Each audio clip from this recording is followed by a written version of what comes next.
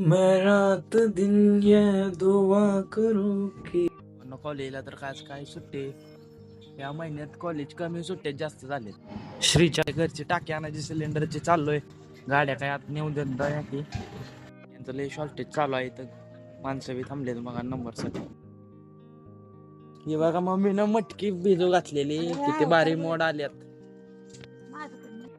मित्रांनो आता आम्ही कसं आणायला चाललोय आता वायर तुटलेली त्यामुळं जर वायर नेट केली कशी चमकाय लालपरी गई बघा ओलट्या करून लालपरी गेली बघा.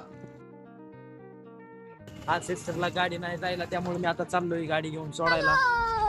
फिरायला काय चांगली मजा मिळते पण सगळ्यांच्या नशिबात नसते बाबा.